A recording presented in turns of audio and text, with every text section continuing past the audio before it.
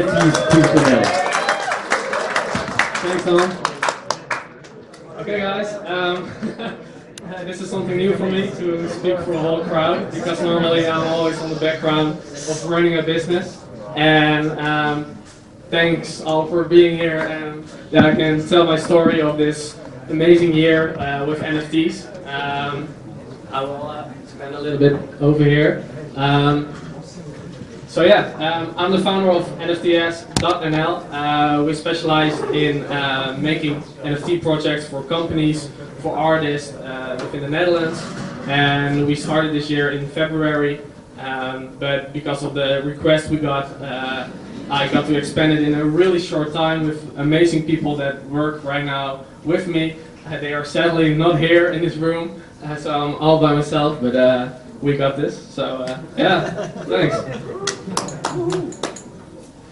Okay, first I'm going to talk about a little story about how it started and how it's going. I'm going to tell a little bit about the legal part of NFTs, what comes with it, because it's not always allowed to just put a picture online as an NFT, because there are still laws involved. And I will tell a little bit about taxes, because it sucks. And then at last, if you have any questions, you can always ask them. So in February, I started NFT.nl. I got in contact with Jan van Roest. He's my business partner, and he had the domain name NFT.nl. And I always started platforms. I built them, put concepts behind them, people behind it, and we were like, I want to get the domain name. And he was like, you're not going to get the domain name because I'm already involved in a lot of NFT things, because he was already buying projects in 2017. So he was like the first person that had CryptoPunks. He's not always happy about it because he sold them all. I want to tell you, if any one of you want to start an NFT business, I will tell some points what I have came across. Make sure you have a strong team. Have people around you that help you with everything, and everybody has their own qualities. I started it, but it's not possible to do it myself, because you only have 24 hours a day, and it's just not possible. You need people. So we already got in contact with Frederik Tiemann. She does the legal stuff behind it, so the IP right. She works for brands and patent. And then we also have Jos van Gestel. He started with the first basic graphic designs, and then in the background we have another graphic designer, somebody else for legal, and then 2 more people for communication, because as I said, I want to be on the background and other people are on the front side of the company. Oh wait, I'm sorry.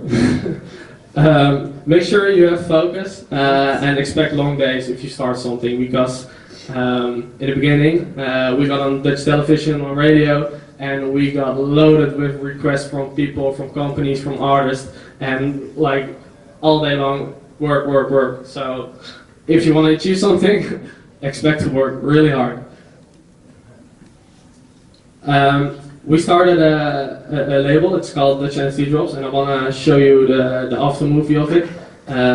We had the first NFT event slash expo, and that's going to put right now. I really hope the music works. So.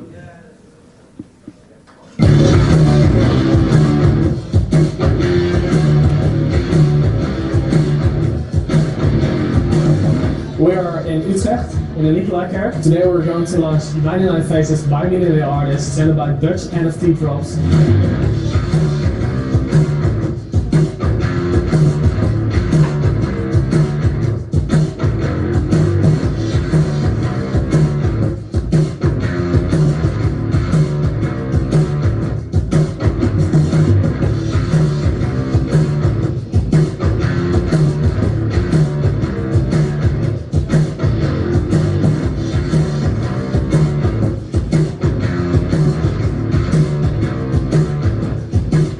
today was amazing.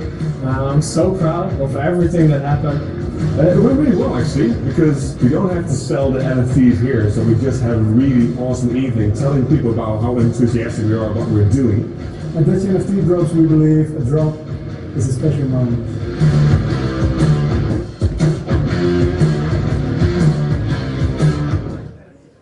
So, the projects that we launch are different than most of the NFT projects. You see a lot of projects that are just computer generated, but we wanted to show a physical Dutch artist to put their art into a worldwide NFT view. So we transfer the physical art into digital art, and we make sure there is a full exposure for them to sell their art on different marketplaces like OpenSea. We have some other artists, but I want to keep it short, so you can always watch on YouTube Dutch NFT drops. Okay, so the request we receive for NFTs is most likely companies, famous people, think of DJs, soccer players that want to put online their own NFTs. And I'm going to talk about that more in the legal part. Family objects, we got a lot of requests from people that have paintings in their family or expensive watches, and they want to have it remembered for them for a long period of time, because when it's on the blockchain it's there and it's not going away. And then also a lot of legal requests, because there are a lot of possibilities and new technologies that can involve NFTs.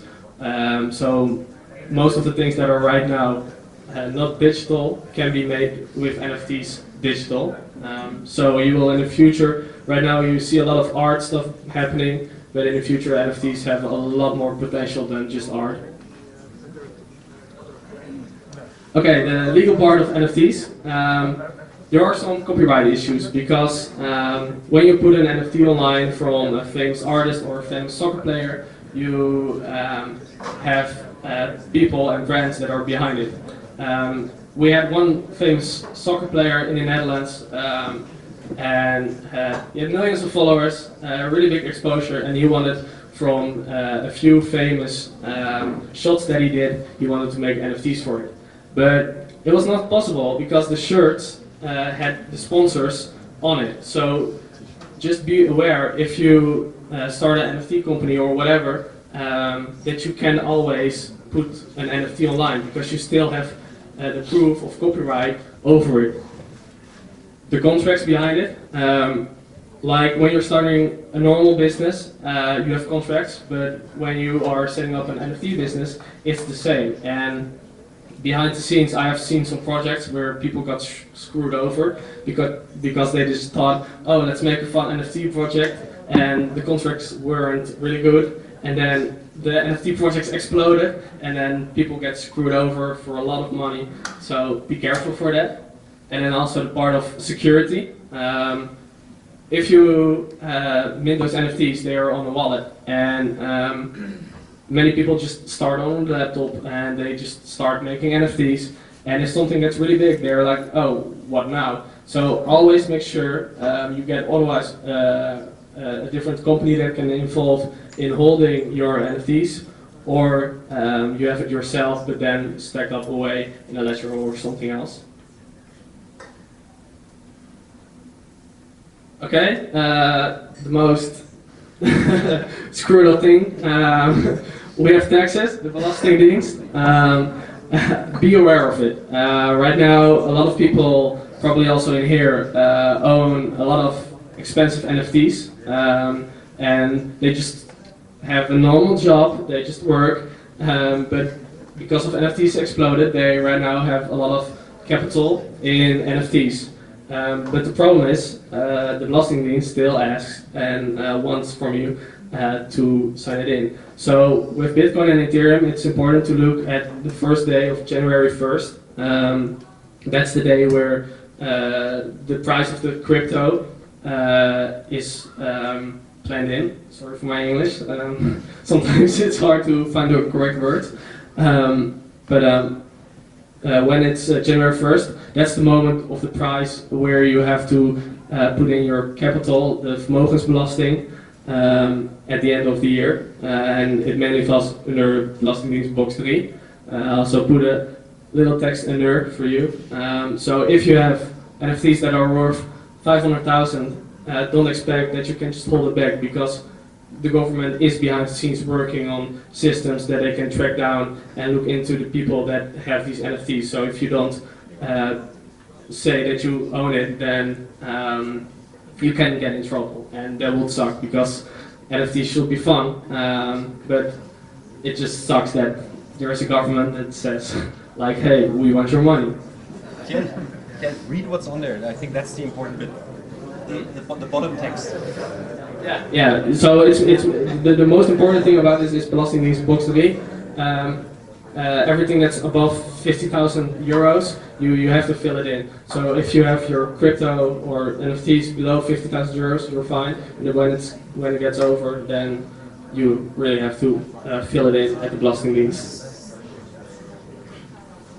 So this was already it, because there are a lot of more speakers. So if there are any questions, please let me know.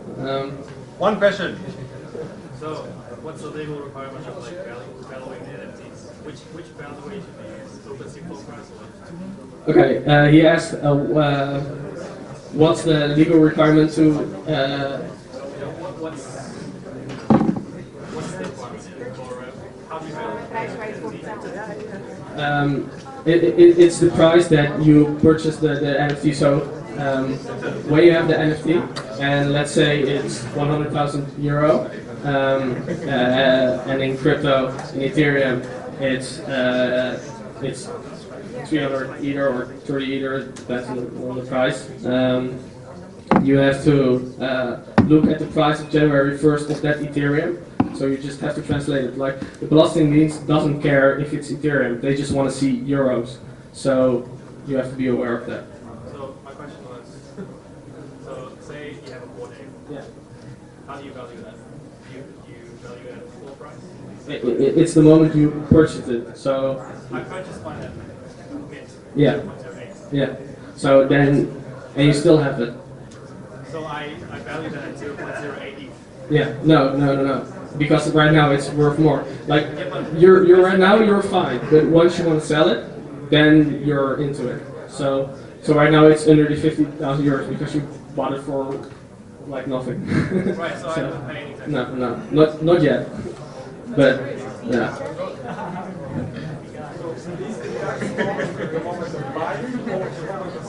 The moment of selling. Repeat the question. There was a good question here. What was it about this bracket, 50,000? Is that included across box 3 or all your crypto?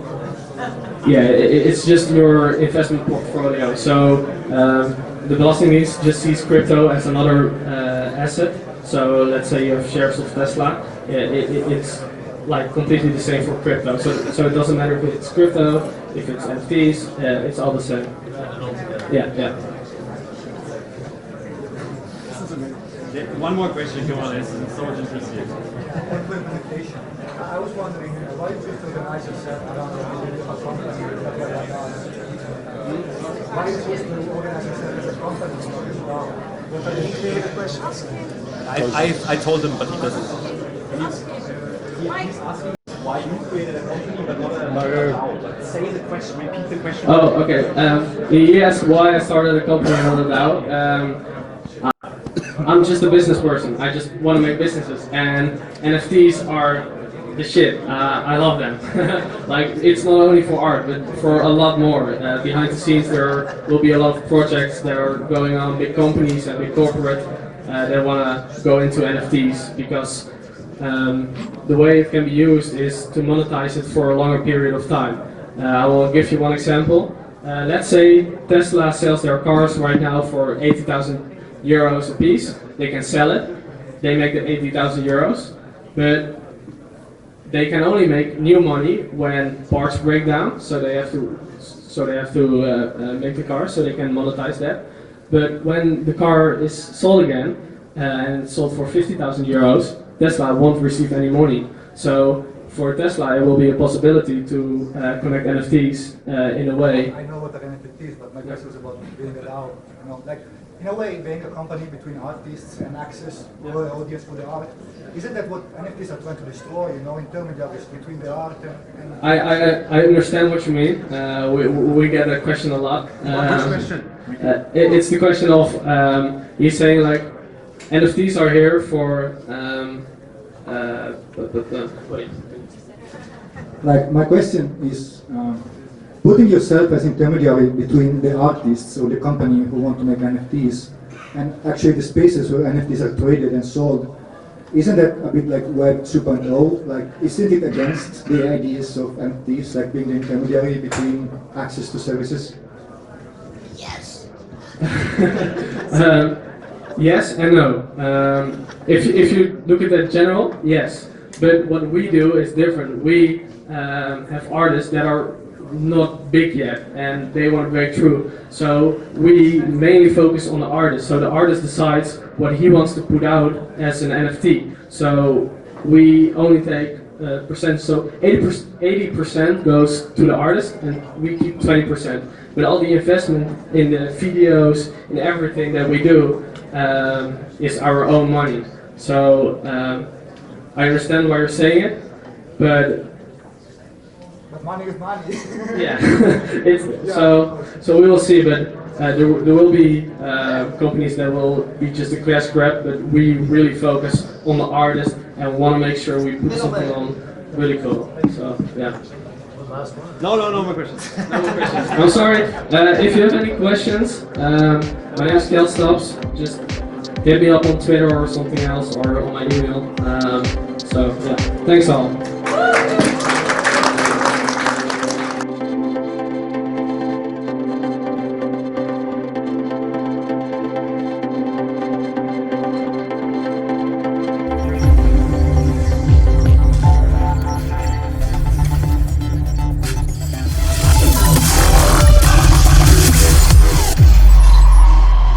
Vond je dit een leuk filmpje? Vergeet dan niet om deze video te liken, een reactie te plaatsen en je op ons kanaal te abonneren, zodat we je op de hoogte kunnen houden